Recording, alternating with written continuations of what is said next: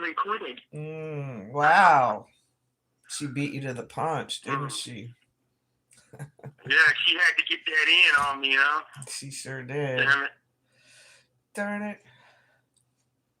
Well, we're on. We are live.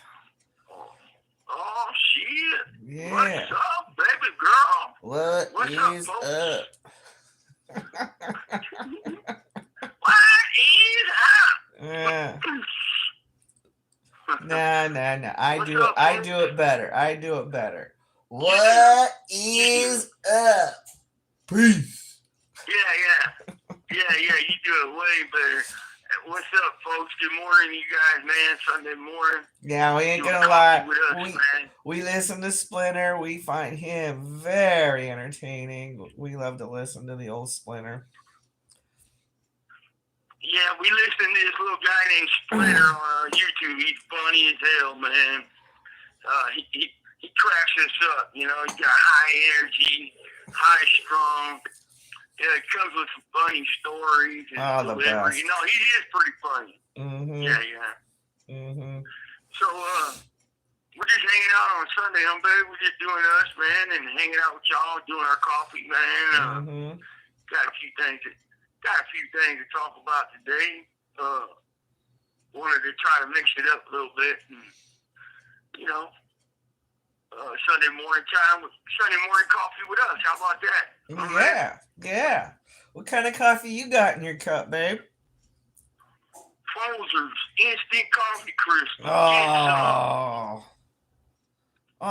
freaking Chinate real shit. Shit. Oh man, you drink that stuff black? Yeah, it puts hair on your chest, man. Oh, it put hair in your throat. Oh man, that's not good. No. Well, I'm spoiled. What? I'm listening to. See, I'm trying to do this stupid thing here and take care of that and do this and do that. I am drinking Rainforest. Ooh, wait. It's pretty darn good. Oh, I found my chat. I'm there now. Good. That's good. But we didn't announce this one either, so we gotta. No. I'm sure hopefully you folks see it pretty quick here. But yeah, man, I'm drinking good old Folgers, you know. Got it in my package. Thank you all again for the help, man. Truly appreciate it. I got it this morning. No, my Rainforest blend is fresh ground from beans, and I make it in a Melita drip with a little half and half. Ooh, wait, that sounds good. And that's what I'll be serving you when you come home, honey. Hell yeah, man. I can't wait for that good stuff. It is the good stuff. The finer taste of things in life, huh, babe? You know it. Yep. Yeah, are you starting up already, dog? Oh, my God. Well, we're going to... Let me go check his water. I think I forgot to get him some more water before we started. This big old floppy ears. I hear him shake his head, people, and it sounds like flop, flop, flop, flop, flop. like a rotor blade on a helicopter. Flop, flop, flop, flop, flop. That shit's funny. So what's up, folks, man? You guys like hearing the truth about prison corruption, CDCR corruption inside these walls and conditions of confinement, man? Tap in with us, man. Spread the message. Share our shit, man. Subscribe, like, all the good stuff. Hit all that, man. You know, let's get this message out there and let the world know what the hell's going on right here in California. Sacramento. Up and down Cali. Up and down Cali, really. Right, baby girl? Yes. Absolutely. Yeah. So, baby girl, I was telling you, man, I got that little bag of powdered eggs, man. This is a trip, folks, in my package that everybody helped.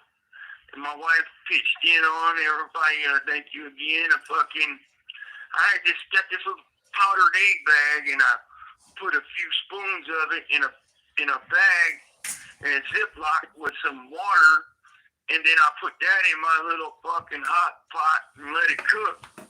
And I got scrambled eggs, and I fucking chopped up, I cut up some summer sausage after the eggs start to cook, and threw summer sausage in that shit with some cheese, man. Salt and pepper, a little shot of sriracha hot sauce, and then I got me a tortilla and fucking spread this cheese on there, slathered it in cheese, and threw my eggs on that thing with my summer sausage, and had me a big old fat ass breakfast egg tortilla that knocked my socks off. Yeah, it was good, baby girl. It was good. Bomb, man. Okay, just for comparison, what was the issue breakfast?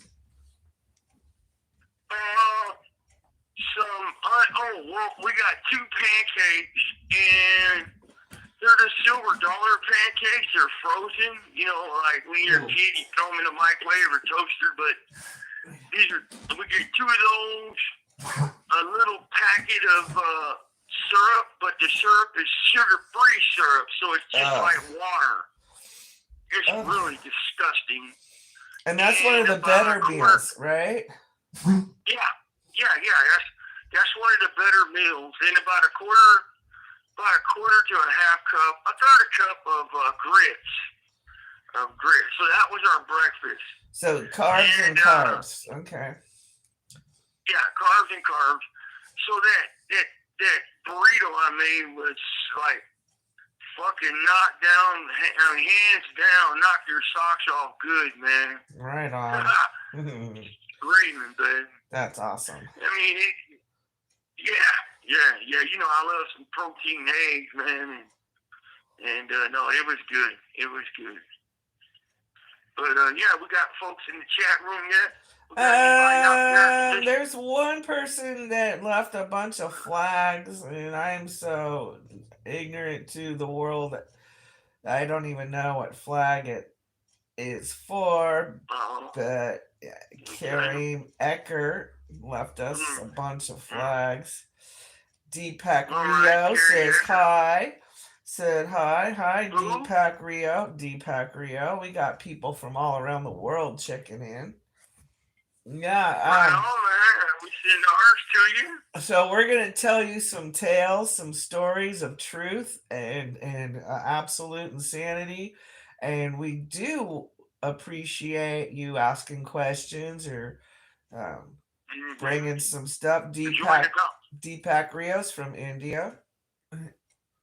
Greetings. Oh wow! Yeah, greetings to India, man, and we send our best to you over there, man. That's amazing. I'm in a cell, in a prison cell, a concrete box in California, and it's called California Department of Corrections and Rehabilitation, but the rehabilitation has an asterisk by the side. And, and I'm on a tablet, the prisons give a tablet so I can call my family and stuff. And we do these shows here. We got more live, so hope you tune in, man, and learn a little bit about what the corruption side of the law enforcement is in California. Because that's what we're all about. That's what we're all about. That's what we're about. Right. That's exactly what we're about, man. I was wanting to talk about. I got a few topics, but I was watching this case on Court TV, babe. This ASAP Rocky guy, this rap artist, and I guess he's being charged for assault with a weapon and trying to shoot his friend with a handgun, and it's on camera, and he's got these really high-powered attorneys, really high-priced attorneys, man, and I mean, you're talking attorneys that defended Donald Trump, attorneys that defended all the top actors, and so they're defending this guy in court, but it's on camera, so that's kind of hard to beat. Well, come to find out, the prosecution side offered him a plea deal for 6 months, county time, plead guilty to one charge, and he would only do 90 days.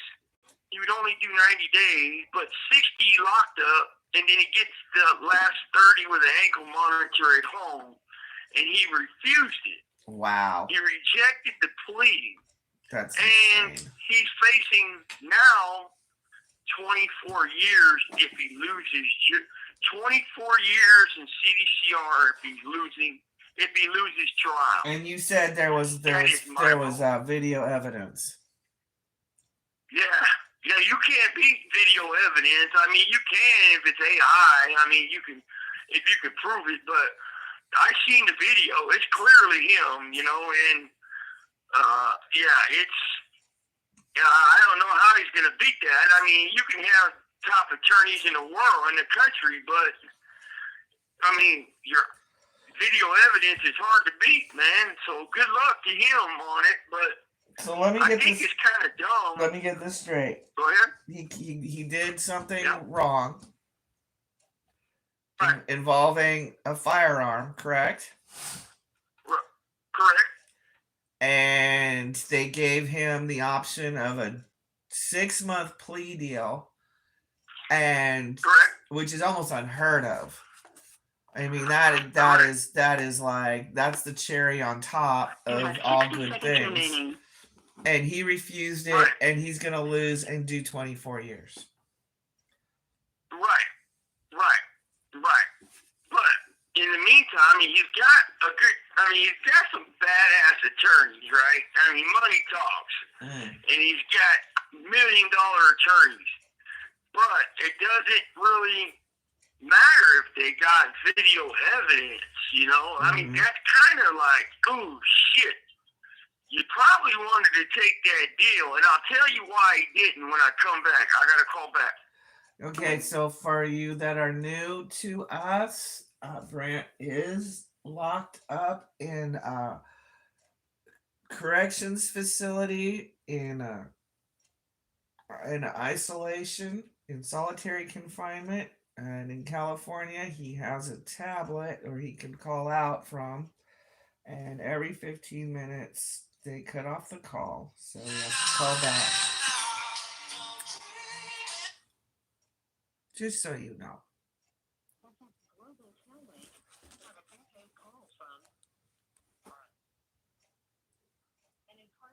And then he has to check in.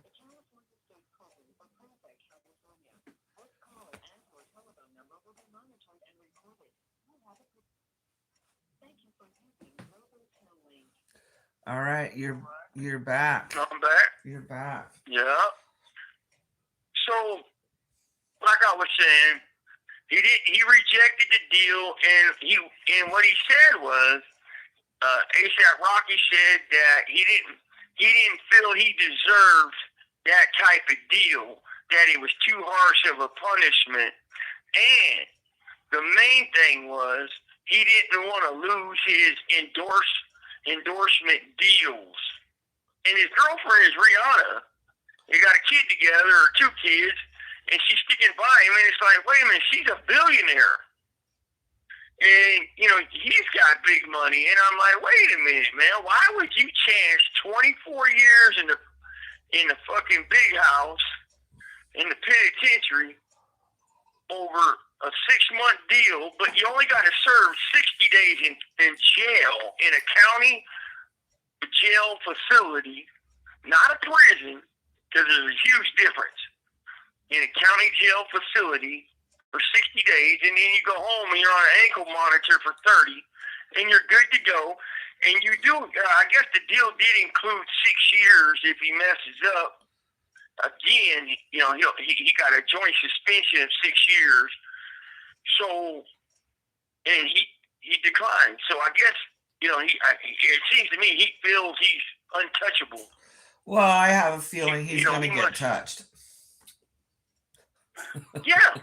Yeah, I believe that video, I seen the video, and it clearly shows him coming out of his pants with a 9mm, and then you don't see the shots, but you hear them pop pop, and then he puts the gun back in his pants and runs away from the scene.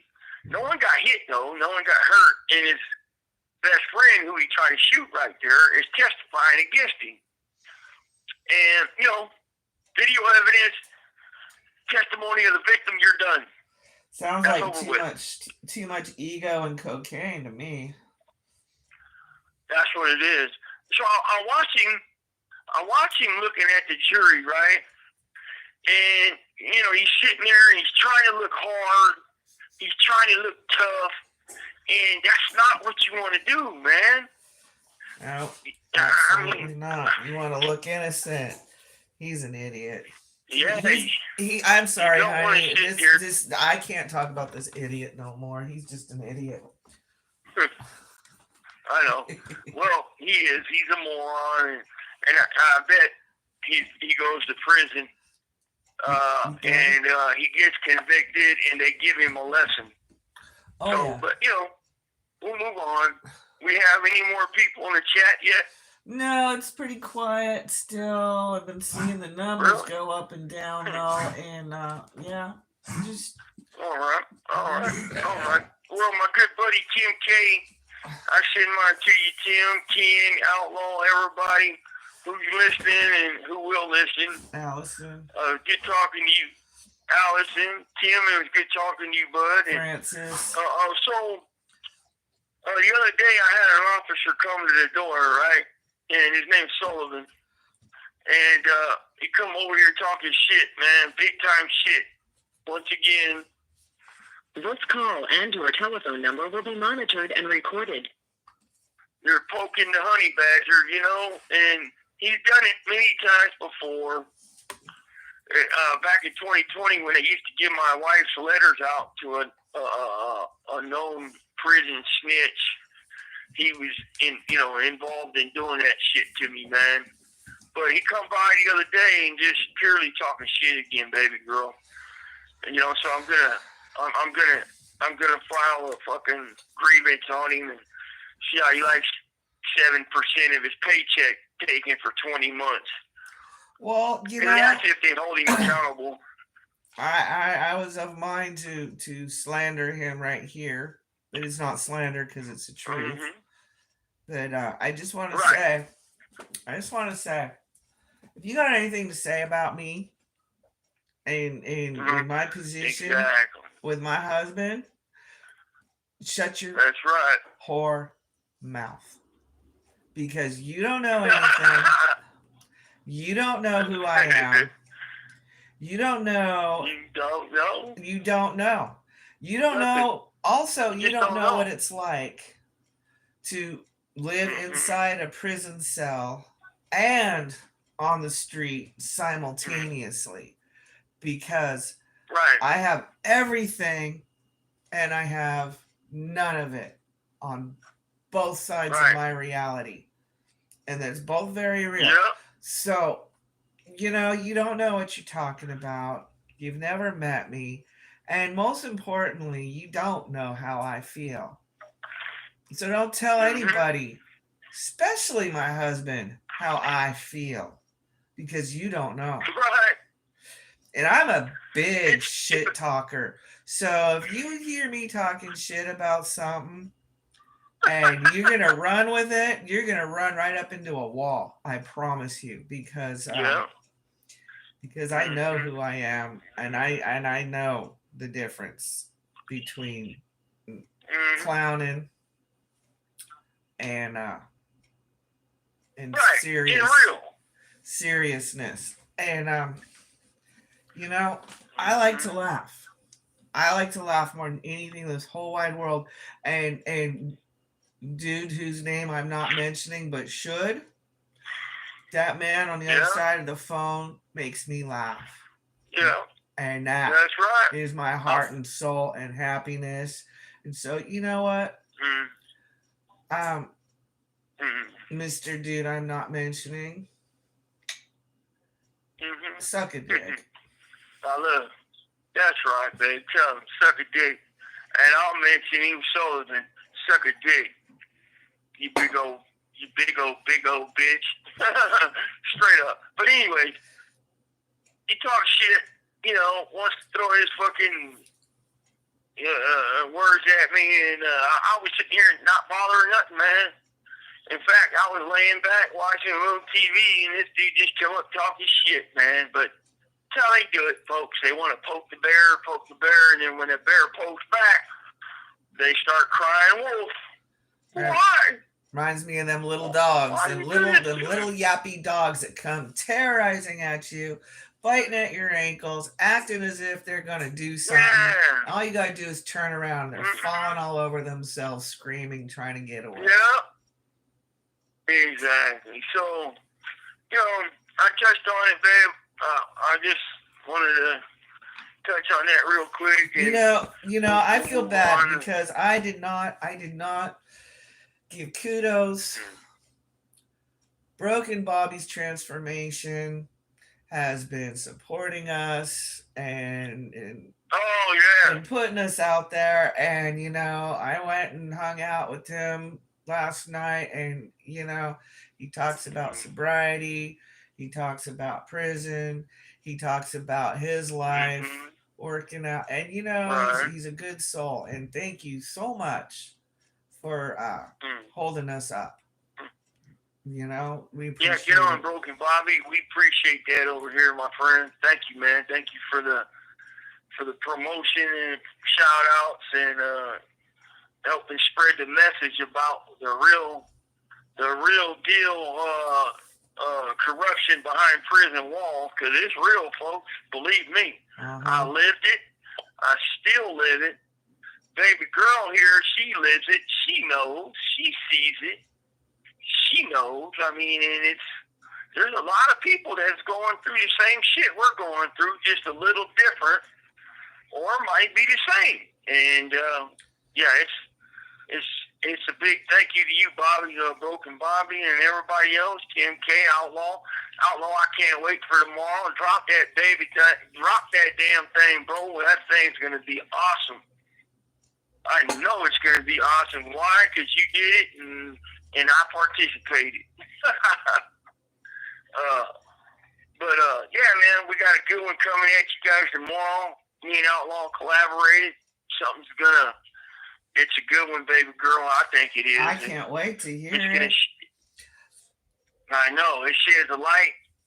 Sheds a lot of light on these snitch tubers, these liars, these snitch tubers that are getting paid for their dissemination of slander by law enforcement. They're on the payroll. So, with that said, babe, you got any last words to add before we switch lanes? Oh. We got any comments? No, other than thank you to anyone who stands in support of us. We love you, and we promise to live up to all the good things that we promise to bring. That's right. We do our best over here with what we got, man. We really do. And I will always bring the truth. Always bring the truth against these people here at this prison, at these prisons and in these prisons. The correctional guard side and the administration side. That's the main problem. So, but yeah, okay. Let me go ahead and switch these lanes. My good buddy Tim K, I finally got to talk to you yesterday, and it was a pleasure, man. It really was. We'll have to do that more often. He asked me about my February 4th court date on my federal RICO case plea deal vacate motion. So, and what are the possibilities that can go down? Well, okay, one of the possibilities, I'll give them to you guys. One of them is the judge can vacate right there on the spot, overturn my deal, throw it out, and recharge me for the RICO charge again and place me back into pretrial status. Okay, so that's one option. Number two, she can deny it flat out. Boom, deny it. Right? Then that would look real bad on her because it's in it was in her courtroom where the prosecutor, the DA, made all these illusionary promises about how he's going to get me to the feds and what he's been doing in order to get us there. Because my deal included with me going to the federal prison system and being done with the CDCR corruption, you know, for the past 30 years I've been dealing with, right, babe? Mm-hmm. Well, so that's the other option. She can either flat out deny it, but then I go to the, you know, then it gets kicked up. I go up to the Ninth Circuit Court of Appeals and appeal her denial. Okay, so that's number two. Number three, she can order the prosecutor to show her evidence and to show us evidence of trying to make this deal go through with the Federal Bureau of Prisons and force the prosecutor to uphold it or undo it or something. She has a number of things she could do. And this call and your telephone number will be monitored and recorded. And that would be through evidentiary hearings where I get on the stand and testify. But isn't it like, here's what I believe? Isn't it factually impossible for them to uphold it at this point? It is not when you're dealing with the federal court system and the feds. There's nothing factually impossible when you're dealing with the feds. But they already passed some timelines that would 60 seconds remaining. make your deal null and void. Some right. They've already. Yeah. Well. Okay. So if you guys remember my other videos, when I took the deal, it was to be transferred to the federal prison system, and the prosecutor made illusionary promises that he was going to commence this process very promptly, you know, and get it done promptly. And that doesn't mean 14 months. Promptly doesn't mean 14 months. And it's been 14 months. I mean, right. And then my attorneys know, and there are witnesses to it too now, so they know that I wanted to go to trial if I was going to be here during the trial of my co-defendants. Well, I was here. I'm still here. Once again, he'll call back. If you're not already part of the team here, please follow, subscribe, like, all that good stuff. You know what to do. You guys know what to do. That's why we appreciate you. If you got any questions or any concerns, please drop them in the chat. We're always happy to engage our listeners in the chat.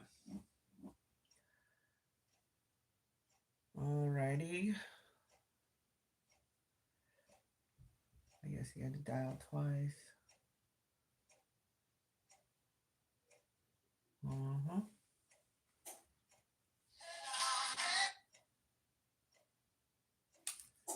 Yep.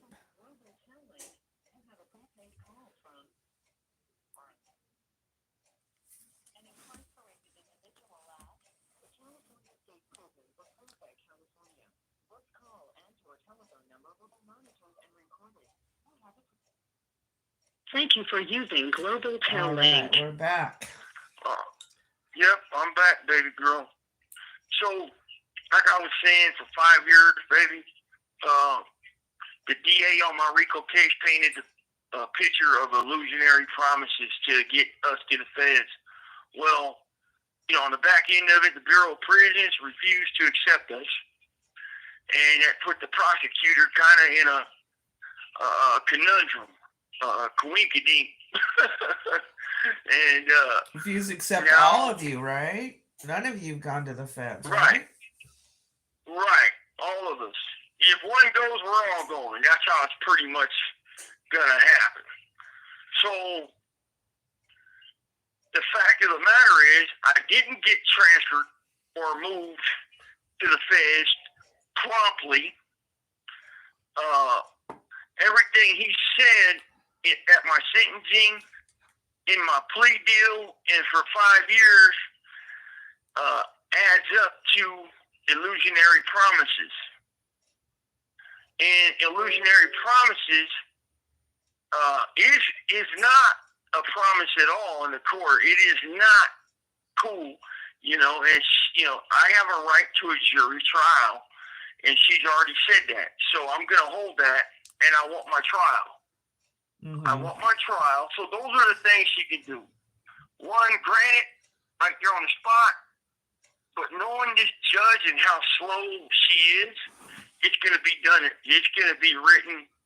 It's going to be granted in writing or denied in writing. And but we'll have a lot more understanding, a lot better understanding on the 4th. Mm-hmm. So, and if she orders an evidentiary hearing, option number 3. This call and your telephone number will be monitored and recorded. And what that means is I'll have to take the stand and tell her on a record, so it's on record, what I actually believed at the time of the deal. Mm-hmm. And I believed, like I said 100 times, that yes, the judge can't guarantee me nothing because the deal is not between me and the judge. It's between me and the prosecution. No cooperation whatsoever. I plead, I go to the feds, and the RICO case is dropped. Okay, and at 51, we file compassionate release shit. Okay, that's my deal. And so that's what I believe, that we're going to feds. It's a behind-the-scenes kind of thing between the prosecution and the state of California, the federal government and the state government.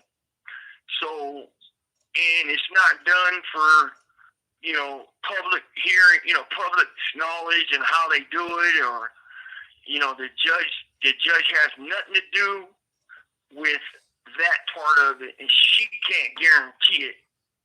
But, the deal's not between me and her, it's between me and them.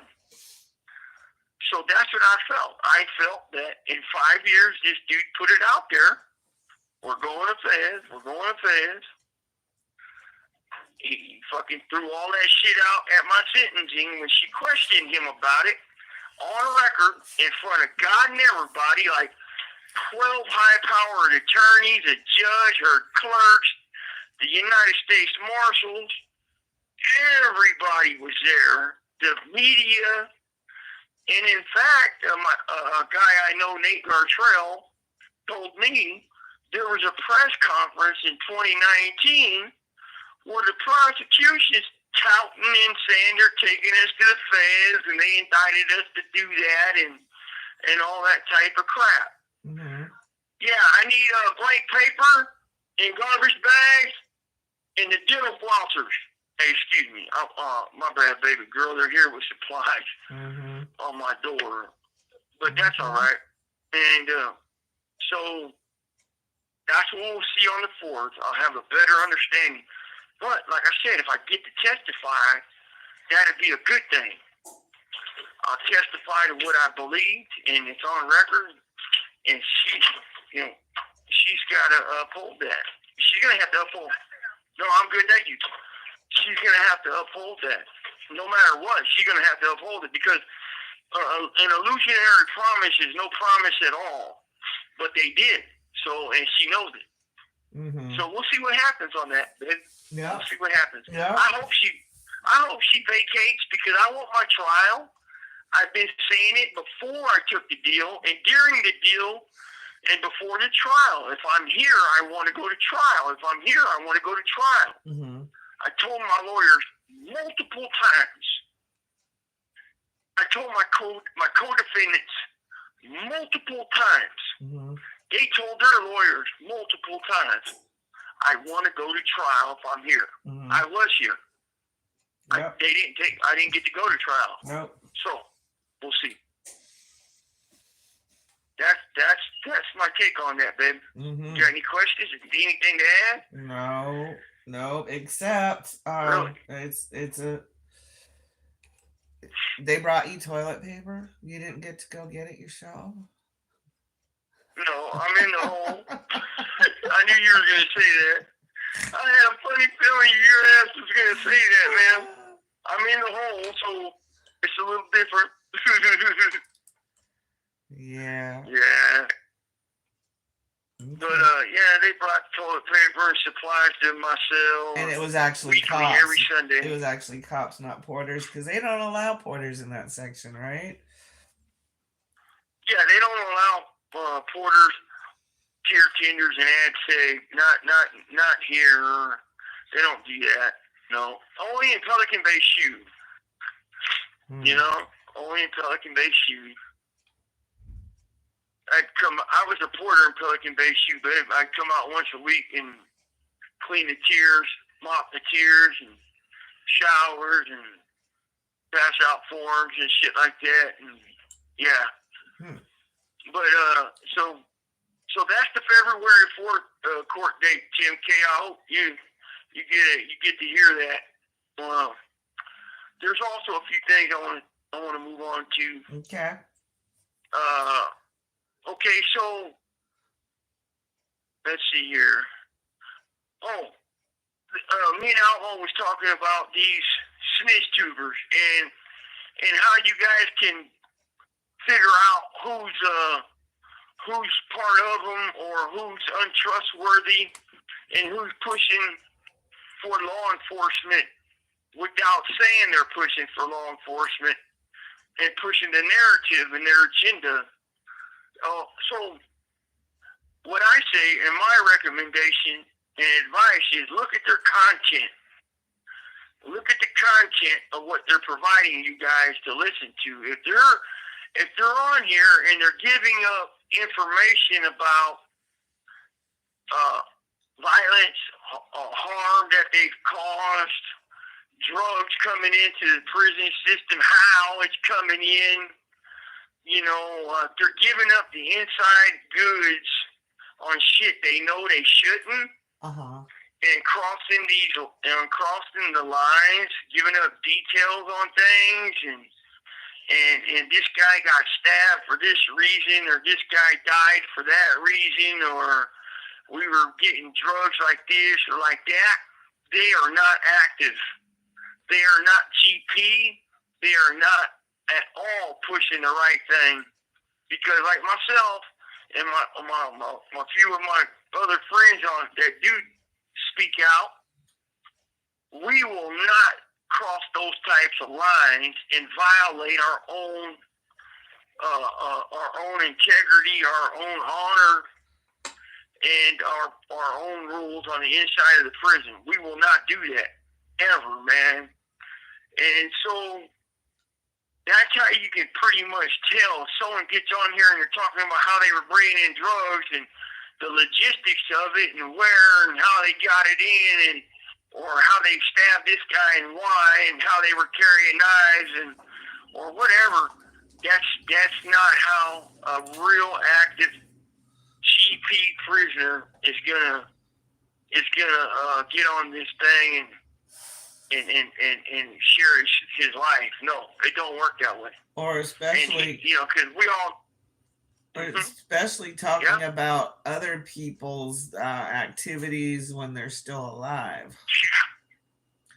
Right. And you don't want to do that, man. And so a real active prisoner, GP active prisoner, solid integrity, solid honor, and loyalty to what our life is in here.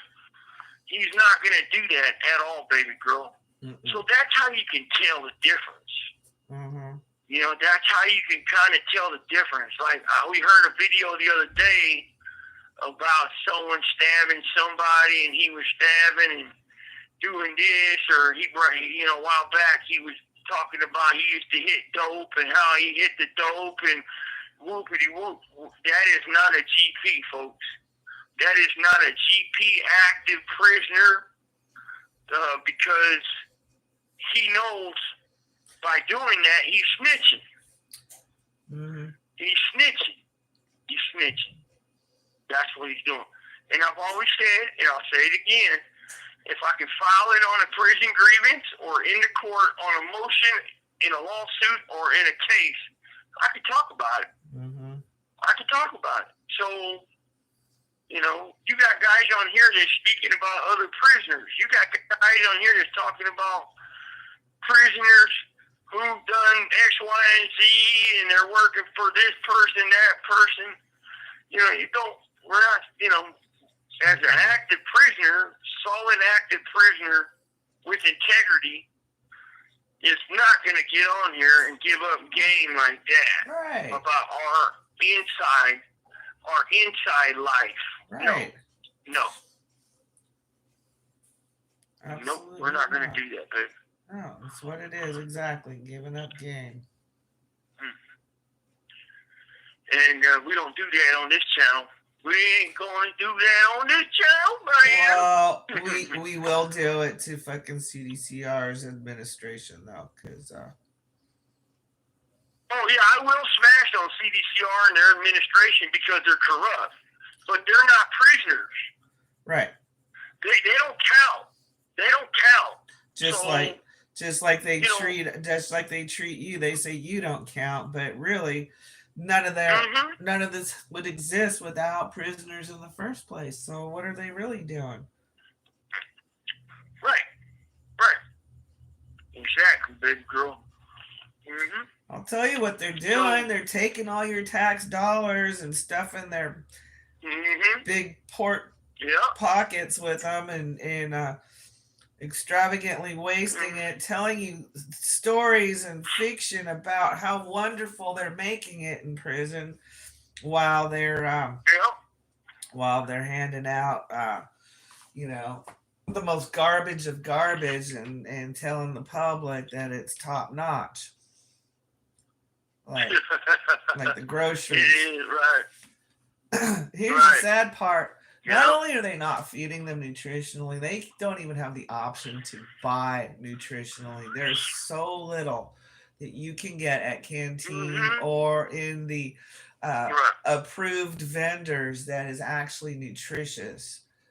You know, thank God for supplements. I don't know where you'd be. I know. You're right, man.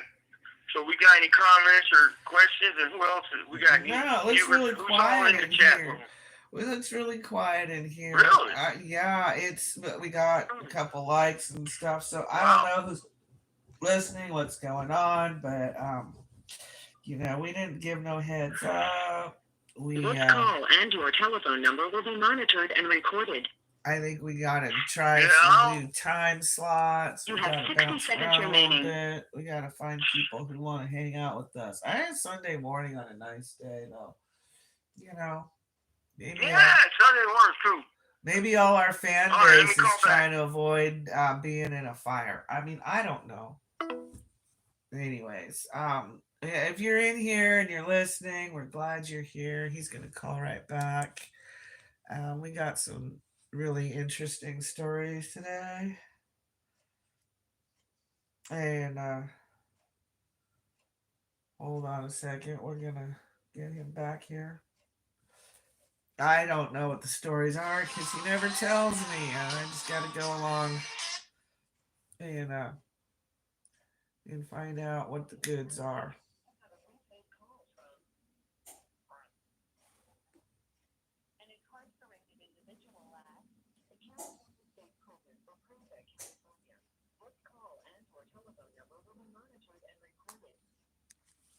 Thank you for using Global Telling. We're back. Right now. Yeah, I'm back, baby girl. Mm-hmm. I'm back. Yeah, for some reason I still think they got a shadow ban, man. Whatever that means, I still think so, man. I think CDCR's pressed in YouTube somehow, some way. Probably. Because I ain't preaching their agenda. Well, right? I looked into it a little bit, and they're like, we know this and we know that, and we know everything you're doing. So it's like, I don't know if that's through some program or if they actually have people like that monitor all these channels or whatever. But I think we're an acquired taste. I'd rather be an acquired taste than a run-of-the-mill average vanilla. Yeah. Whoop-de-whoop. Dog checked in. Dog checked in. Hey, dog. Good Sunday morning, Brant, Mrs. Daniel. Happy I caught the stream. Right on that. What's up, dog? We send ours to you, bro. Good morning, man. Thanks for joining us. We've been talking about what the possibilities are of court on the 4th for me, February 4th. There's a few options the judge can do, and I'm hoping that she vacates my deal so I can go to trial, man. But yeah, good morning to you and everybody else who's listening. So Kim K had a good idea too a while back, babe girl, on a timeline of CDCR, right? And what they took from the prisoners and made the prison system a lot worse back when I first came in. And so, like I said, this call and your telephone number will be monitored and recorded. I got to the system. I hit reception in 1995 and got to High Desert 1996 February in level 4 prison 180 C-Yard lower side. And about I say June of 1996 or July, they took the conjugal boneyard visits from all lifers in CDCR. So we can't have no more conjugal visits with our wife and family, go out there over the weekend and have a little bit of normalcy with your family, right? So they took that from all lifers in 96. Okay, continuing on, in 1998, they took the weight pile from the prison system. No more weights, no more, none of it, no weights.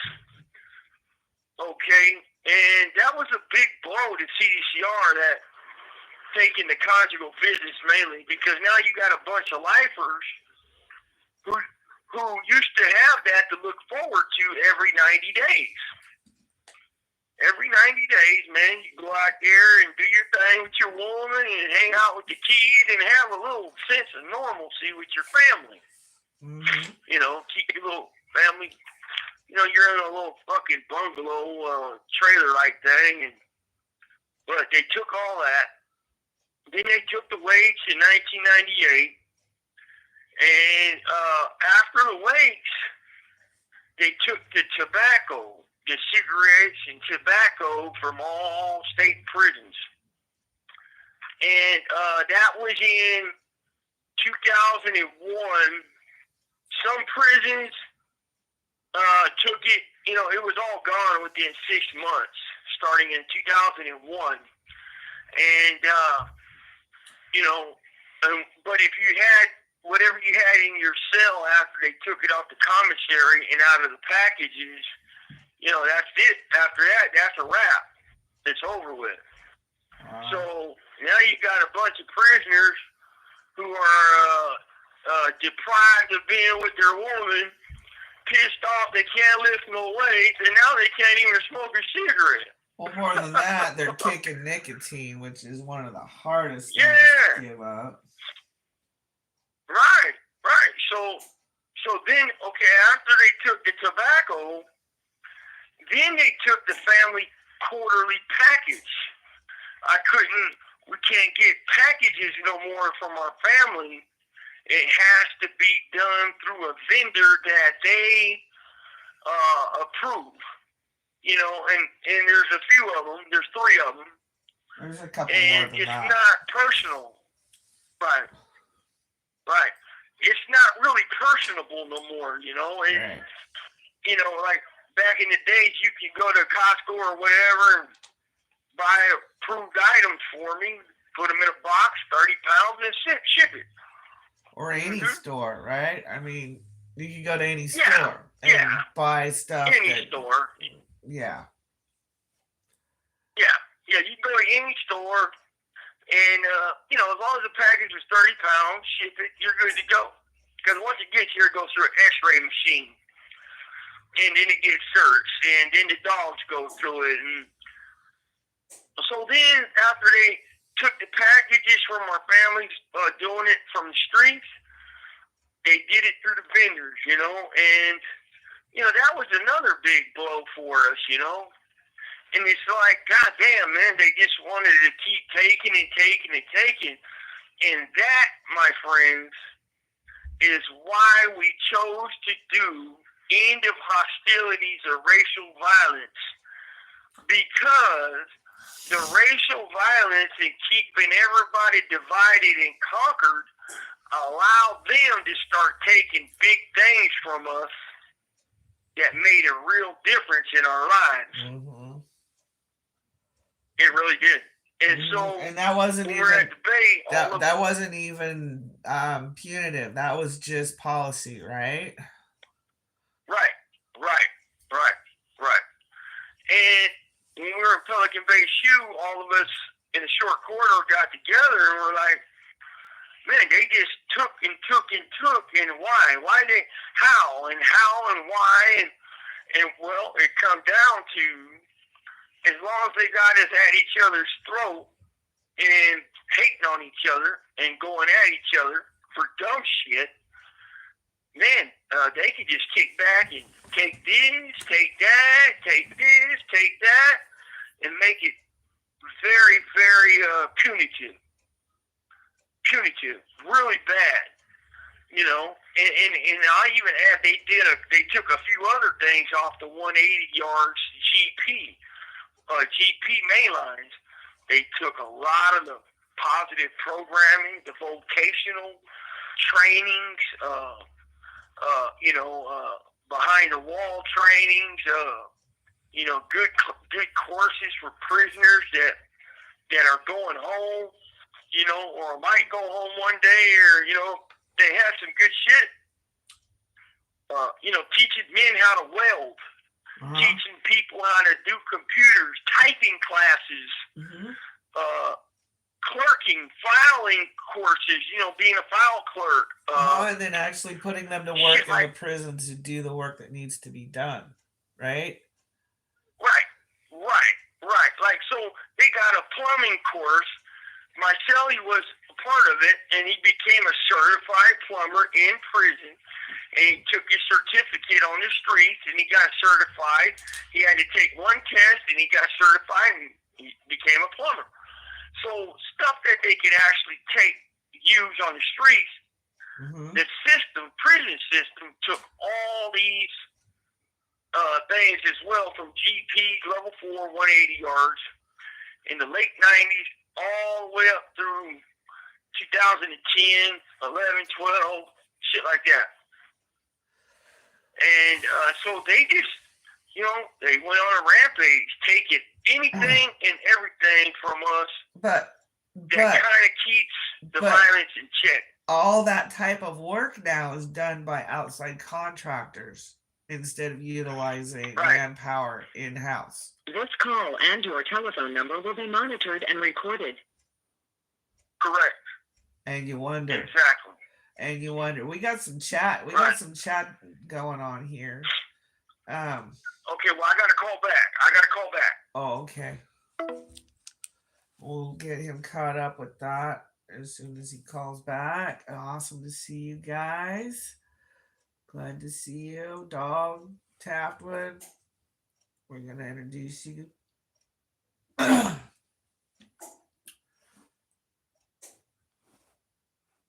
Okay, come on.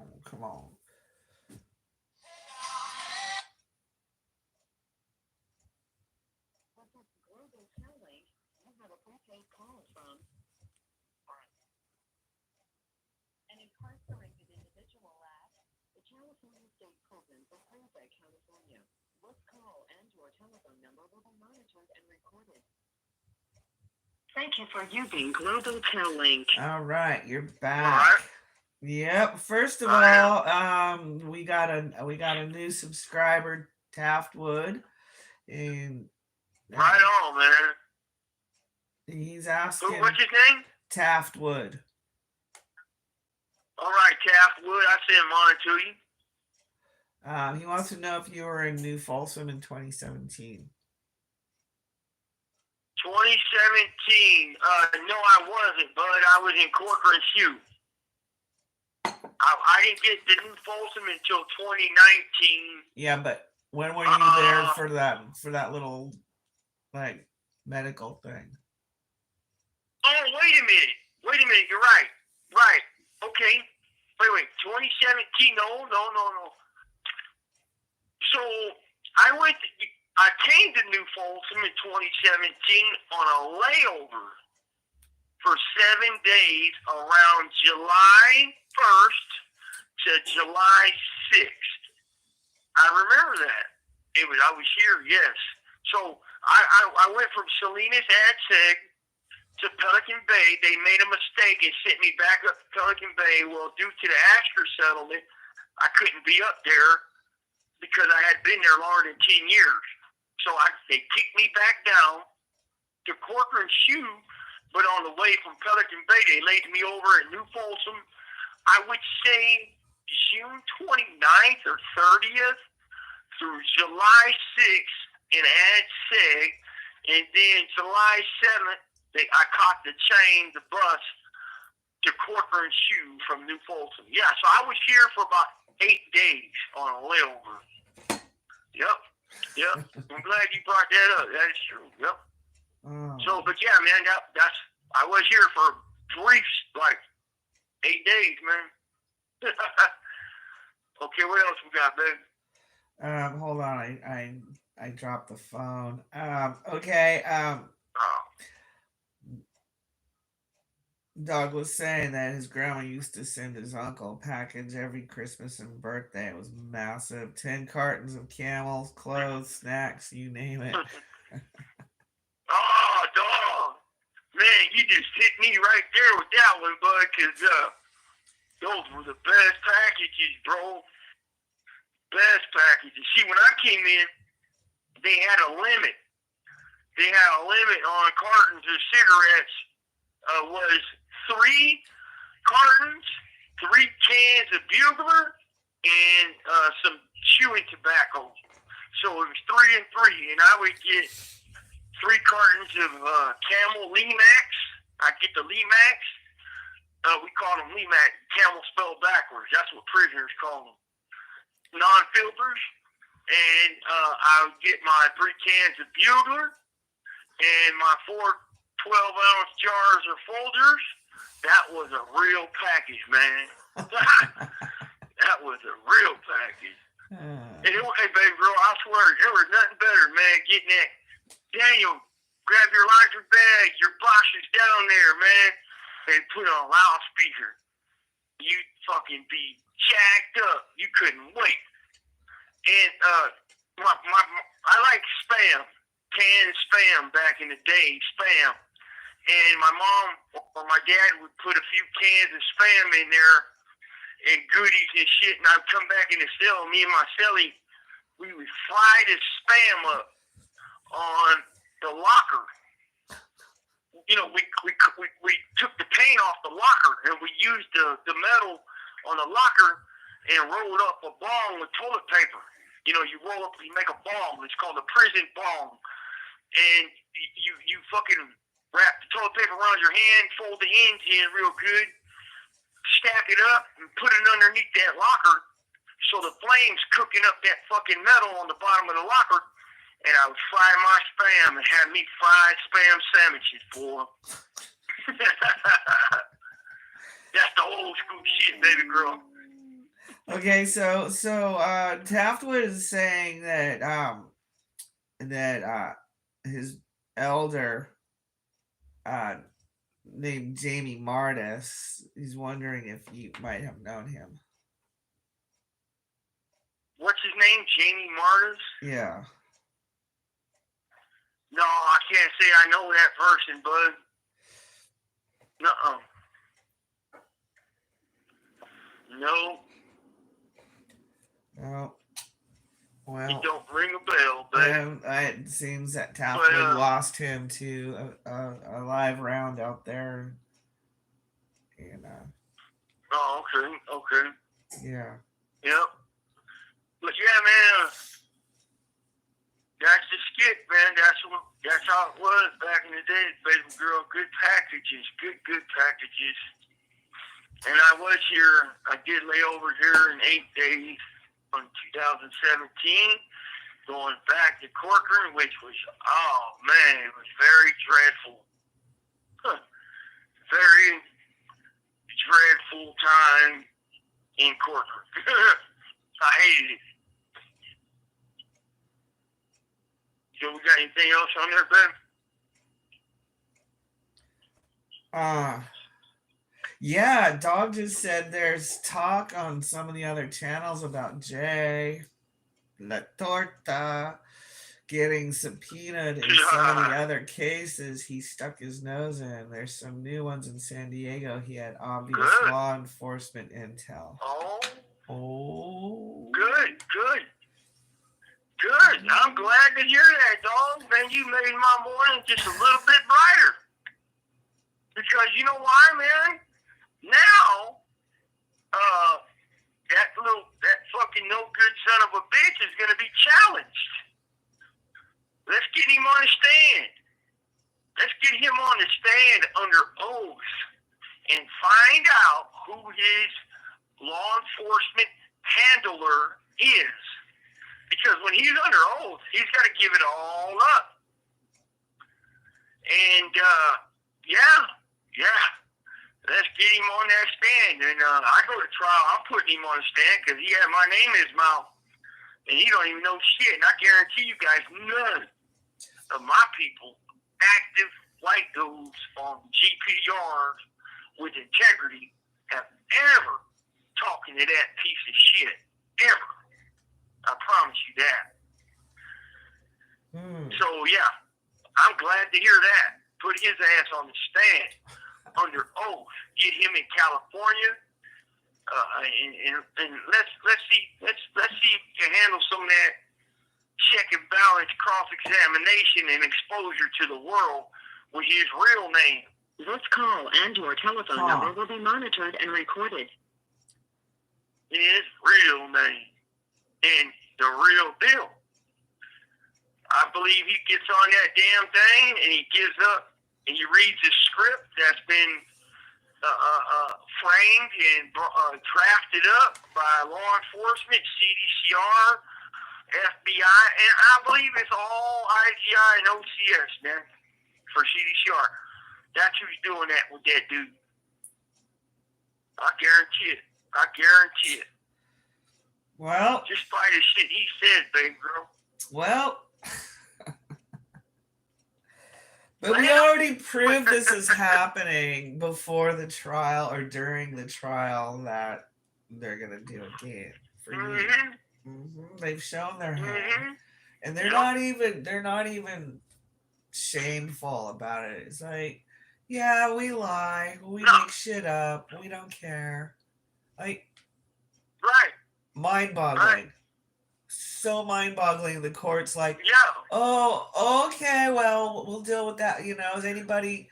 No, we're not even going to bring that up. And so, right, we're bringing that up. Yeah, we're bringing that up, folks. I bring up the shit that they don't want to be brought up, but I'm bringing it up, and I'm getting up in it. I'm getting buried up in it. I want to be up in it. I want to expose it to you guys as being bullshit. Because it is. And you're paying for it. You people, the public, are paying for all of their misdeeds and their disgusting betrayal of humanity. Right. They're doing the weirdest stuff. When you stand back and you look at the big picture and you see how all the mechanics of it, the machinations, it's Mm-hmm. like Right. rehabilitation. They're actually holding back good men and sending out weirdos. Mm-hmm. It makes no Right. sense. None. None. Well, it does for them because it pushes their propaganda and agenda, but it really doesn't make no sense to a person, you know.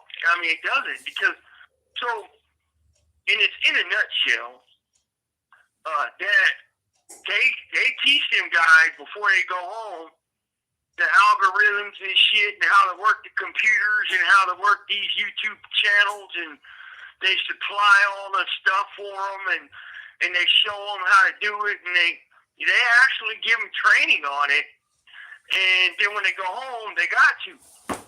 And I'm gonna tell you, you know they're not active because when you're on parole, you sign a promissory note that you won't speak out against the administration of the prison system. And if you do, you can be violated. And I found that out by my friend Outlaw. I didn't even know about that because I've never signed parole papers or nothing.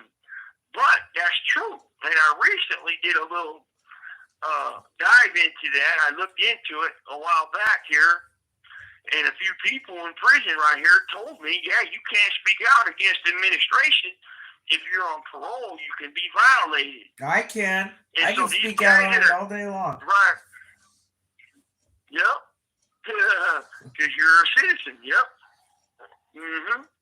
Well, these dudes that get on this YouTube channel, when they have their channels and shit, and they get on there and they spit this bullshit about prison and the logistics of bringing in dope or whatever, and they say we're the big bad boogeyman, and they're pushing this agenda for CDCR to make us look bad, and it's crap. They want the society to believe that we're these big boogeymen, and we got all this big money, and we hate life, and we hate people, and it's all bullshit. It's all bullshit, and it's all done to scare the public. Fearmonger. They fearmonger, and it's by use of ex-cons that might have been in prison, but were on PC yards, S&Y yards, and they're secretly working for law enforcement. But they'll swear up and down they're not. They'll swear to God they're not. And you can always tell by the content they provide. So that's what I say, man. Just look at their content, check it out, and see what they're pushing. And you can tell if they're giving up game on staff. This call and your telephone number will be monitored and recorded. They're doing all that shit, giving up game. You can tell, man, that's all garbage, man, because they can't do that, being an active prisoner, an active GP prisoner with integrity, you know? Integrity? What's that?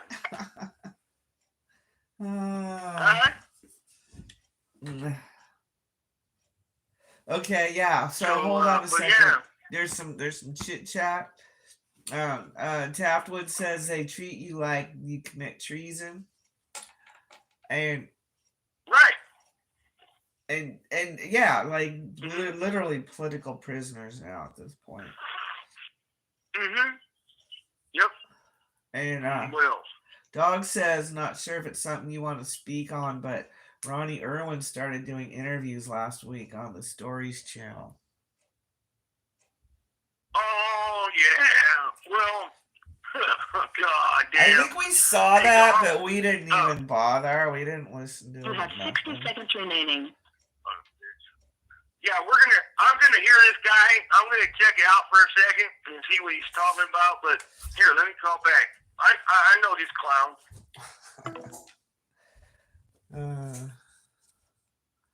Yeah. Sometimes you just gotta like not pay attention to the bullshit.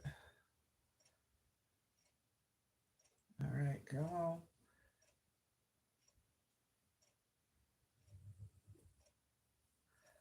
Yep, Tapwood. I'll be sharing that with him. Global Telling, you have a prepaid call from an incarcerated individual at the California State Prison for Brant, California.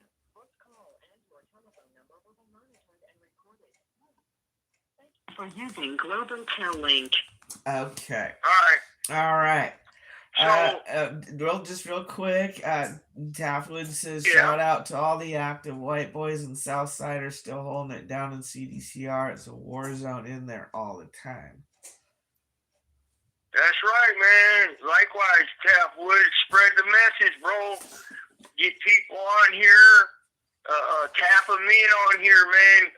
Spread the message. Let's get the word out, because this is an active channel, my friend. And we all send ours to you and your folks and everybody else who's listening. Likewise, man. I want to touch on what Dog said about the name he said. Yeah, that's a big disappointment with that guy. That's all I can really say. He's a snitch. It's a big disappointment with that guy. Got out of the hole, got tweaked out, lost his fucking mind, and went asking why. And that's it, man. He's a lost cause, man. So that's all I can say, man. It's a shame, though, but whatever. He made his bed. He can sleep in it. He can sleep in it. The guy on that prisoner, what was that thing called, babe? Stories of a Prisoner? Yeah. The guy who runs that dog tried to get me to go on there, man. And thank goodness I clicked to his name. I clicked to the guy's name that runs that site, and I was like, oh, fuck no. No, I'm cool. And then, here's the funny part. And then he tried to poke the honey badger with some bunk-ass information, trying to, talk shit between me and Ronnie. So I take my tablet to the yard the other day, and I showed my good friend Ronnie what that dude said on my text. And here's the thing: I didn't want the dude on my tablet. He got on my tablet, and I come in from yard one day, and I got this new contact on my tablet for the text messaging. And he asked me if I wanted to talk to him, and I said, "Yeah, I'll talk to you, but who is this?" And he revealed himself. And then when I backed up off of it, he started throwing these little barbs at me. Oh, you and Ronnie are beefing. Oh, you and so are beefing. And he tried that angle. And I'm like, man, fuck you, dude. You don't know what the hell you're talking about, man. You got no idea but what a snitch tuber's telling you. Ex-disgruntled employee, a stone cold piece of shit, man. And so ain't none of my friends talking to him. You can bet that. And so I took the tablet to the yard the other day. And, Outlaw, Ronnie got to give a shout out to Outlaw right there while we were on the phone with Outlaw on the tablet. And I showed Ronnie what this dude, Tony, had said on my tablet. And Ronnie goes, oh, my God, bro. So he actually read what the dude said. And once again, they're trying to stir the pot. They're trying to stir the pot between friends. And they're using moles, and they're using lowbrow, and they're using these finks, and they're using these fucking ratas con dos patas to do it. But the good thing was, my friend Ronnie got to see it himself on what this guy said on my tablet. And I told the dude, why don't you go over here and check out this shout out on Ronnie's channel that he did for me just a couple months ago. And then the dude disappears, and I'm, fuck the cat, fuck that. I don't even respect that type of game, man. When you try to antagonize somebody to get them to come on your channel and speak, that's stupid. That's a weak tactic. I respect letting people voice theirs, right? That's cool. I respect that, but well, it's everything that not tactic, it's everything not alpha. That's for sure. right? That tactic is trying to antagonize us after we've figured out what CDCR is doing amongst us, in between us. We figured it out for the RICO case because we got documents that show it. You know, they're spreading all this fake bunk ass bullshit information and forging kites and forging letters and people's names and through these S&Ys and these other undercover actors that are proposing as active prisoners, writing counterfeit kites and shit like that. So we're going to figure this out, but yet this guy's going to continue pushing that line, trying to antagonize me and to get me to go, oh my God, man, you got to be, it was clearly disrespectful, man. Oh, man. You know, so, and, yeah. Dog said that stories written had some real trash on there. He had a dude that killed innocent women and children on there. God damn, dog, imagine that. You know, so that dude Tony has no boundaries. Right. You know, he's got no integrity letting that happen. You know, and I think he'd probably be doing a better job for himself and his viewers if he would confirm what they say, or at least try to, you know, and confirm who he's putting on there before he does that, you know, because who respects giving a platform to a chomo rapo and a woman killer on their, you know, who respects that? Giving them a voice. Like, I know you don't, dog, and I know Tapwood, you don't, and Outlaw don't, and my buddy Kim K and Ken don't, and people with some honor and integrity about the way life is and natural in nature, men protect women and children. That's just how it's supposed to go. We don't hurt them. Well, you know, there's a sick breed out there, and in the last, you know, 8 or 10 years, I've watched it just exponentiate. You know, we're expected to accept the weirdos. Well, we're not anymore. Thank God to some sensible leadership. But, you know, thank God for Trump. I had to say it. We can stop playing make believe and monitored and recorded. Get back on to business as usual. You know, I mean, what the hell was that? I mean, those poor kids getting kicked out of school for 2 years, and some of them are really horribly affected by the break in the academics. You know, they're so behind in their ability to read and write. It's just terrible. Right. And yeah. And that's what school should be: reading, writing, and arithmetic. None of this other fucking crazy ass shit they're trying to shove down these little kids' throats. Yeah. You know, and as they get older, you add, you know, normal things like geography and biography and chemistry and all that good stuff. Yeah. But you know, stop already. Well, I mean, look at it. Shit. Yeah. But look at it too. I mean, you know, I don't know. I want to comment on what Dog said about that guy giving them dudes a platform. Who with any integrity would respect what he's doing by doing that? You're going to allow a chomo rapo come on your show and speak to the world through your platform. That's a reflection of you. That's how I see it, right, babe?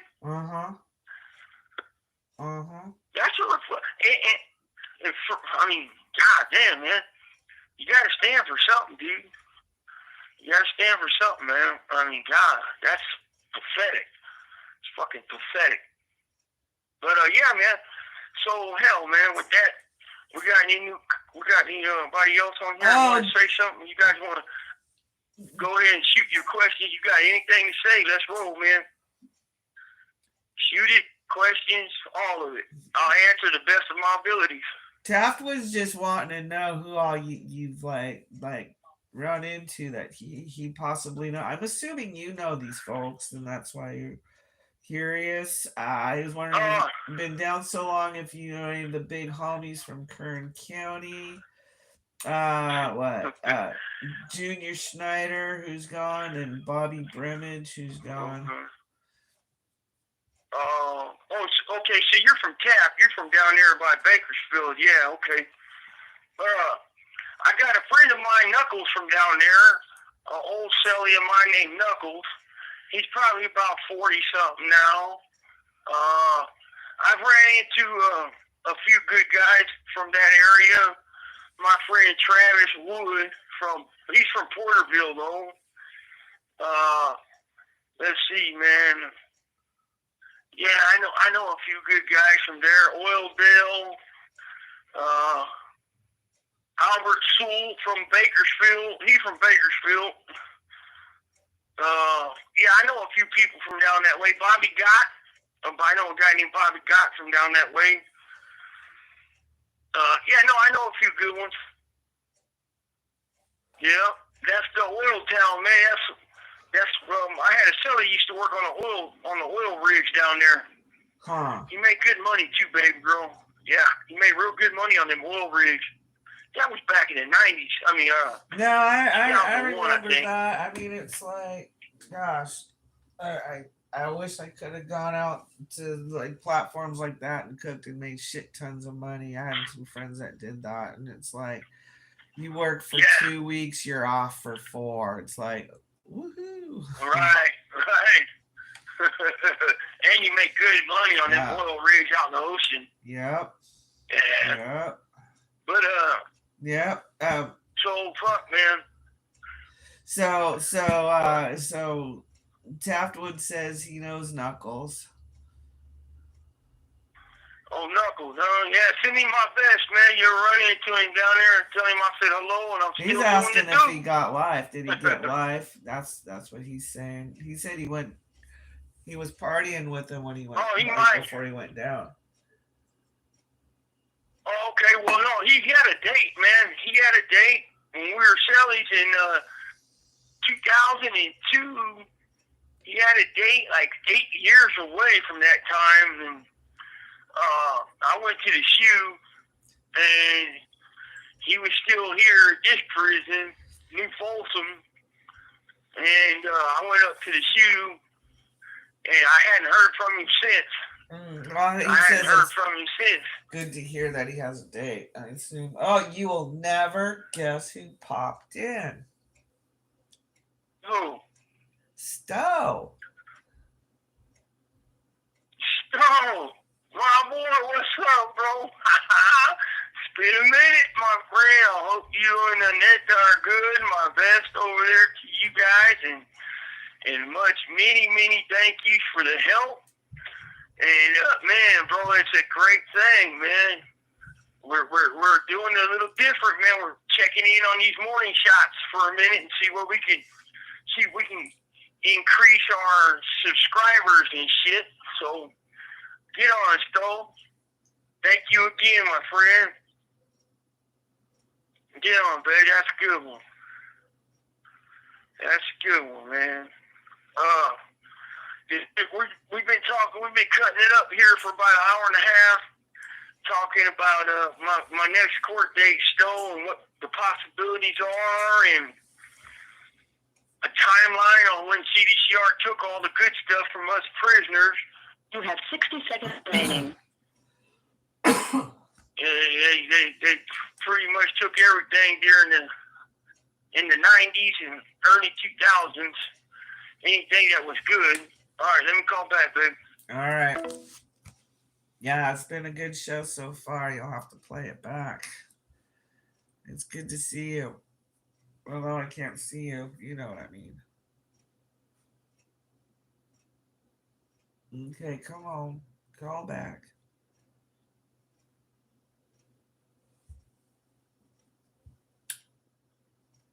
So how y'all doing? I hope y'all having a wonderful Sunday morning.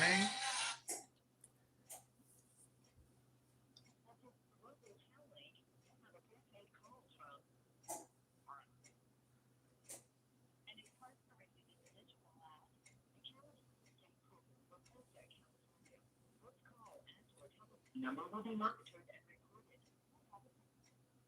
Thank you for using Global Tel Link. And you're back. All right. I'm back, baby girl.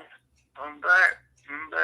So yeah, man, it's good to have you on here, Stowe. That's excellent, man. I hope you're well. How you doing over there, man, in Norway?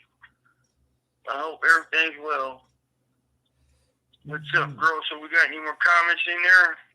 Tapta was just asking if you have a date, and I told him no, and he was like, damn it. And I don't know why there's a question mark, but we are seeking alternatives to no date, right? Yeah, I ain't got no date, but I'm doing life. I'm doing life for now, but I'm pushing this court system around a little bit, trying to see if I can find cracking that dam, man, because it's so fucking crazy. They're letting all these weirdos out of prison, right? Right. And I'm not no weirdo. So why not let me out, though? And I'm not a weirdo. Didn't kill anyone to get in there either. Right. And so, hey, you know what? I didn't have no murder when I came to prison, and they put me away for triple life over attempted murder in a case that no one got hurt. But I went to trial, and I got the trial tax, which was the max of the charge and the max time. You go to trial, you're getting the most of the most, period, man. And that's what happened. But they're giving all these dudes, all these other dudes out dates, and they're letting them go, and they're So I'm trying to find that way, my friend. I'm trying to find a way. Where there's a will, there's a way. There has to be, man. There has to be. This call and your telephone number will be monitored and recorded. Yep. But yeah, man. I want to tell y'all tomorrow. Hopefully, Outlaw drops that video. We did a good one on his thing the other day, and it was a pleasure to Outlaw working with you, bro. And I was glad to hear it all came out decent on the volume and the sound level. And I think we're gonna tear this damn shit up with these snitch tubers, my friend. Yep. Mm-hmm. Hell yeah, we're gonna expose them for what they are, man. And you know what's crazy is none of them guys have really ever been under oath. They really haven't. And tested tested the true check and balance in the courtroom arena. Let's see how much you can stand on when you getting hammers put on you by a seasoned courtroom veteran attorney. Yeah. And excuse me, they don't get in the system, in prison system, the standards of their snitch system is just whatever they say to the cops 5 minutes before they turn snitch, their word's no good. Their word is no good. It's like, whatever. But 5 minutes after, their word is the gospel truth. I mean, it is the gospel truth. Well, how's that happen? Well, I guess because you're on their team now, because that's really how they see it. You won't get on their team, but see, we're not on anybody's team. We're on our own team. So what the fuck? Well, I'm on the right side of right team. Well, I'm on the right side of right team. How about that? That's funny, honey, because I used to say that all the time a long time ago, being on the right side of right. Mm-hmm. Yeah, and I say sometimes doing right ain't the popular it's not that popular, right? Well, obviously, has anybody been paying attention in the last 4 years? I mean, come on. I know, Hmm. but doing right when nobody's looking is when it counts. Absolutely. And the integrity, Yep. And you're supposed to do what's right when no one's looking. Period. So that's my say, man. That's my say for this show, baby, bro. Okay. That's my say, man. Doing right, and I'll leave you guys with that. We'll wind this one down. Doing right when no one's looking is what a motherfucking man with integrity stands for. Mm-hmm. So remember that. It's when no one's looking, doing right counts. Mm-hmm. And that's your integrity, man. Mm-hmm. And my integrity stays intact no matter what. I gave my word in 1997 I was going to do something in high desert. And in order to honor my word, I had to do something right underneath the gun tower on a level 4 yard. And, I got shot for it. And my buddy got shot and killed. And it was his word, too. And we honored that. And we had to do what we had to do to keep our word intact. And that's what we did.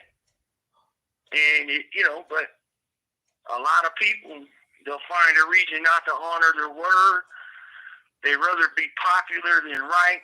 They rather, look good than be good in their heart and spine and mind. They got. I've met a lot of people nowadays that have this disease called brain atrophy. Yeah. You mean cranial atrophy? Cranial atrophy. Yeah. I mean, goddamn, man, brain atrophy, man. It's a real thing, trust me.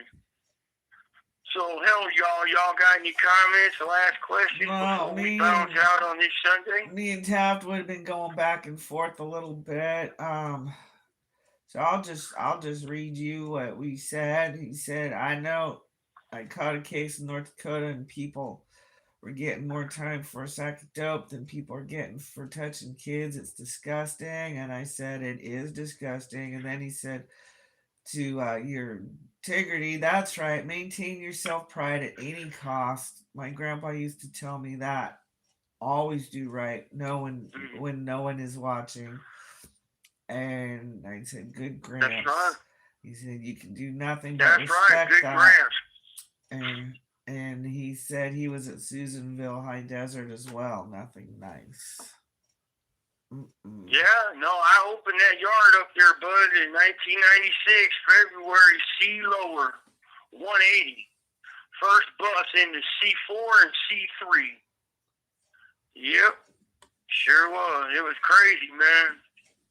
It was a madhouse back in the days, and that's when they took everything from the prisoners. That's when they took all the good programs for the lifers and shit, man, and because they had us in these race riots. So we're here worried about the next guy who was black, and he was worried about us, and we're not worried about what the cops are doing and the system is doing by taking all our shit. And that's what they did. They divided, conquered, and took. Divide, conquer, take. Divide, conquer, take. And the bigger, smarter minds in Pelican Bay start seeing all that shit for decade after decade, and we're like, you know what? We got to put the end to all this because the real enemy is in green, and they're taking our shit. We don't. By the time we're done, we won't have nothing. Hell, at one time, they even talked about taking our TVs, our televisions, Didn't they? Yeah, and even the CC. Huh? Didn't they in some places? No, I mean, like, lower levels, they got TV rooms and shit, but not level 4 and in the shoe. They talked about trying to take it in the shoe in level 4. But the CCPOA, the biggest union in the state for the correctional officers, was against it. And they said, you guys do that to them, they're going to start going after you guys because that's the biggest babysitter they got. And,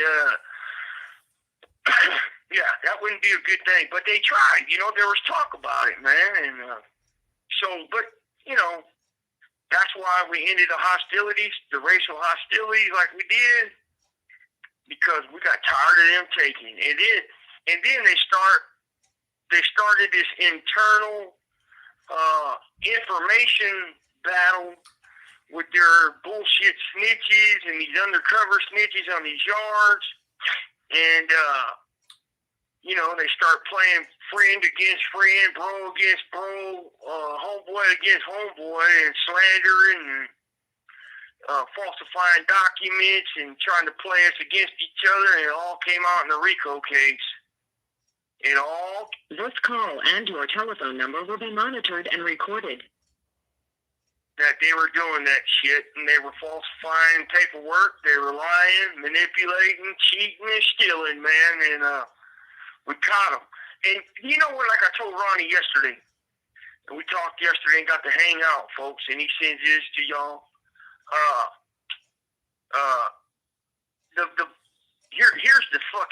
Here's the crazy thing, is they know we caught them. We got them point blank, red-handed, and yet they don't stop. They keep doing it. So they're not ever going to stop this damn tactic. Right. And the people that's working for them on these main lines undercover, believe me, there's a lot of them who would rather keep us where we're at so they can, you know, have the run of the land and have it their way, and keeping us buried under the prison. So they help law enforcement and IGI and keep us buried. And, you know, they're still doing the same shit. And, yeah, it's fucked up. It's disgusting. It's disgusting. Yep. So fuck. So, Taft said if they had taken the TVs out of the shoe, it would have gotten ugly as fuck. Oh, yeah. Yeah, Taft would. It would have been a bloodbath. I'll just say that. It would have been a bloodbath. And, you know, yeah, it would have been bad, man. It would have been bad. It's like nowadays, bro, the system is starting to turn into, it seems like that's what they want, right? You know, because you don't poke a bunch of bros. You don't keep poking them and pissing us off and playing games. And that's not what you want. Obviously, that's what they want. They want a bloodbath. They want us to fucking nut up on them, and so they can run to you guys and say, see, they're fucking animals. But what they're not telling you is that they are they provoked it. They provoke it. They keep doing it. And then when the bear strikes back, oh, it's all bad. You see, he's a fucking animal. But then they'll protect the chomo. After he done hurt a bunch of kids. They'll get him, protect him, put him on the yard, gave him a wonderful job, a wonderful program, give him all the best things in prison, and protect him. It's fucking insane, man. It's insane. So, fuck, babe. I think we're going to go ahead and call this one in, folks. You got anything to add, baby girl? I just want to say that Taftwood says that 60 seconds remaining. It's an active wood. It's his obligation to look out. So he's going to maybe... Well, I guess that got cut off. And thank you. If you really want to help out, you're more than welcome to. We would never expect it or ask for it.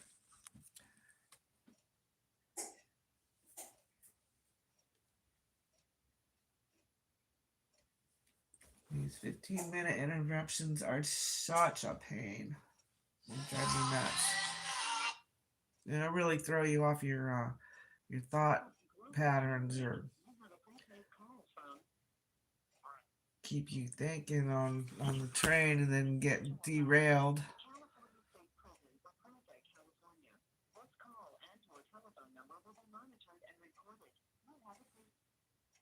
Thank you for using Global Tel Link. So Okay.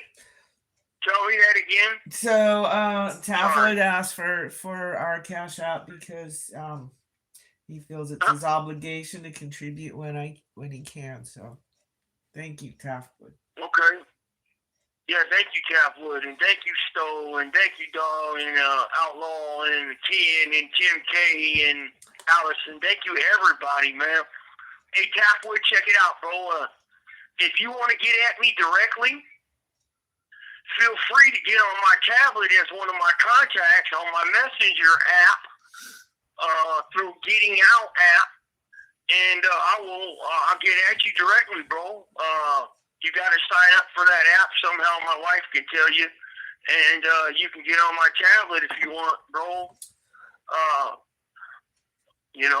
you got to do is look my name on 2 Scoops from the fucking Rico case in Sacramento, Eastern District with Ronnie Yandel and them, and we send ours to you and the Worthy down there, standing solid no matter what, and I appreciate you guys joining in today. So, look, I got 15 minutes on this call. He says he'll look into it. You guys want to talk about Okay. You guys want to talk about anything, ask anything, go ahead, man. Hit me with it, and if I can answer, I will. I won't cross no lines I ain't supposed to, so, baby girl, keep an eye on the chat like you are, please, and let's see if anybody wants to talk. I am. Yeah, it's a free. We'll call it improv. We'll call it an improv phone time right now. So yeah. What's up, dog? What's up, Taftwood and Stone, my boy? How you doing, man? What's up? I said, mine. What's up? How's Annette done? Best wishes to her. This call and/or telephone number will be monitored and recorded. He did say he's good, and everything is he's good. Mm-hmm. Right on. Stone's a really good guy, man, and I appreciate his words and his friendship, and corresponded with him and being in Norway, man. That's an excellent thing. And now we're in India, right? India checked in, you said that? Oh yeah, but he bounced. But that's cool. And Stowe says cool, he's doing well, chilling, watching TV, and Anetta's right beside him. Right on, Stowe and Netta. We say hello. We send our best from Sacramento, California, New Folsom State Prison, and SAG, right here in this building 174, man. Fuck yeah, right on, bro. So, sorry. Okay. We're popping now. So Daphne says, I'm sorry, did I cut you off? I'm sorry. No, go ahead, babe. Go ahead. Okay, Daphne, have you heard anything about Badger? He caught a new case. Was just wondering if he thinks he will run into trouble upstate for putting so much intel on YouTube. I don't even know who that is. Do you know who that is? Badger? He said Badger? Yeah. No, I don't know who that one is. I don't know who that person is. No. I don't know Badger, my friend. We pretty much don't pay that much attention to the YouTube snitch line, but there's a few that have thrown his name around, and so we're like, hey, don't talk shit about me. Don't talk shit about him.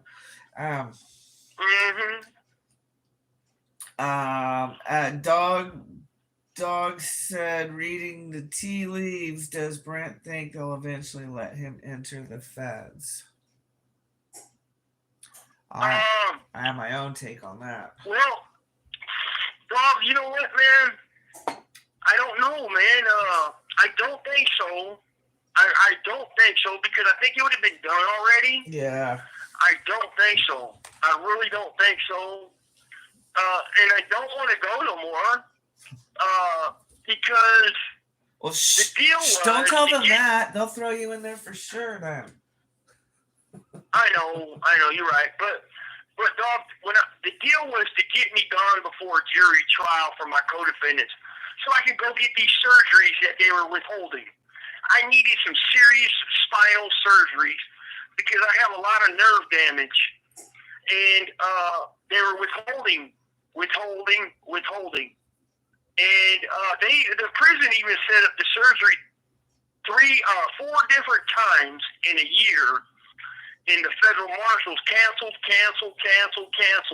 And every time they canceled it, their reasons for cancellation changed. One thing, next thing, one thing, next thing.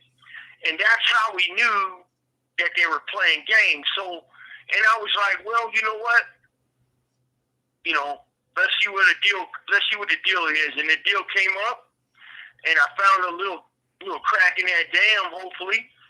And I tried to get on, but I wanted to get on ASAP. I wanted to bounce and be done with this corruption of CDCR, the medical corrupt side of it, the falsify the documents, and the whole 9 yards, man, went into my decision making. Talked it over with my wife, talked it over with my co-defendants, my attorneys, and it didn't work out. And on their behalf, on the feds, so that's on them. You know, now I want my trial. And you know, I'm definitely gonna subpoena all these snitch tubers that has my name in their mouth. Now and in the past, we're gonna see how much they want to testify. We're gonna see how truthful they are when we put them on that stand. They get exposed to the media and their real names and their real person and how much they know and who told them what. And you know, I guarantee you it's not no active GP white dude, active or you know, homeboy of mine from the Pelican Bay Shore Corridor Shoe has told these snitch tubers anything on any level. So, but I want to find out who their handler is. You know, to say it one way or another about going to the feds, I don't think we're going. I truly don't think we're going. I think that was all a sham. They've been stalling right ahead of your vacate. Yep. So it just shows that their hand is It's dirty. Yeah. Their hand is dirty. Their hands are dirty bad, man. Very dirty. So all he did was give men with multiple life terms one more life term and $70 to $75 million on our RICO case alone in the Eastern District of California. $70 to $75 million. That's crazy. To do what? To put a few more words on your paperwork. Literally. That's all it is. That's it. So, what else you got, babe? Let's see. Yeah. I'm not sure. Taffwood's in trouble with the guys at Serious Place. I'm not sure what place he's referring to. Upstate, meaning maybe high desert. I don't know. Upstate, Pelican Bay, probably. Oh, well, it's not what it was anymore, though, too. Right? I mean, they're trying to do some weird thing where they're moving everybody they want to keep locked up in Corcoran. Right. So, Tapwood, look, when we left the SHU in Pelican Bay, it shut down 3/4 of it. And Corcoran shut down 3/4 of Corcoran SHU. And it changed a lot of stuff on the inside of the prison system, level 4s in SHU life. And so what they start doing was they start going around these yards and they're creating a bunch of problems and lies and slander on people. And if you have participated in the hunger strikes, or you were an active main role player within the hunger strikes, like myself, Ronnie, and a few other people, were right there with Todd Asker, and we were the brains of the matter. You became an enemy of the state, basically, man, and they wanted to do anything and everything possible to take you down. They went to war against us informationally, using information and slander and lies and deceit. And they try to get us to eat each other. They try to get us to go to war with each other. They try to get us to hate each other by all these in-between yard flies, all these in-between people. You know, you got 100 people in between two people, two friends, and they're all playing games, or half of them, or two of them, or five of them. The whole line is tainted. And that's what they did. And it came out in a RICO case. It came out in our case in court that's what they did. And, well, we're hit to their skit now, but they're still doing it. Well, hold on. So, there's a lot of chatter here. Taffwood says he was saying that New Folsom's a very serious place to do time, but he also said that those shoe kick-out yards are nothing nice, that's for sure. And they had it out for you because you publicly went against the system. That's exactly what they're about, isn't it, honey? Exactly, Taffwood. Hey, man, you're hip to the skip, my friend. You got it. You got it. You see, that's it right there. And he said that's it right there. He said that's why he gives you his utmost 100. And Dog said, I watched a documentary about the Pelican Bay shoe recently, that they put full day rooms in the shoe, and the fellas don't have to lock it up until late at night. Well, I have something to say about that too. See, when they ended the indeterminate shoe, they should have yarded right there and acclimated to something more akin to a regular yard before they disseminated them through the state. And I know for a fact that dissemination was intent to destroy, because there was nothing being offered to you. Nothing being offered to you by way of coping and dealing with something after being locked in a box for 13 years. Right. 14. But yeah, no, you're right, babe. They did that on purpose, man. So what they did up there was make it all level 2, lifer level 2s, a lot of them. And it'd probably be pretty cool, actually, because you're in a cell the cells up there are the best. I mean, as far as a prison cell. I mean, no cell's really good, but I don't recommend it, so don't come. But if you know, those cells at Pelican Bay are big, spacious, airy, cool, clean as fuck, you know, and real bright, you know, and so they made it a level 2, and they were putting a lot of level 2 lifers up there, and you know, so yeah, it's definitely something different now. But a quarter of the buildings on Seaside up there are still open for the shoe. That's pretty much it. Tavwood says we kind of hold hunger strikers on the same regards that people who survived San Quentin in the early 70s legends. Right on, man. But like I say, Tavwood, I'm just a white dude in prison, man, trying to make it through, my friend. Yep. This call and your telephone number will be monitored and recorded. But you have 60 seconds remaining. On the way making it through, I'm exposing their bullshit, so my GP homeboys and friends and bros and y'all get to see the real deal. And you get hit to the skip, and your eyes are open. Like this thing, share it, folks, spread the message. And baby girl, with that, let's end this one. I send mine to the Worthy.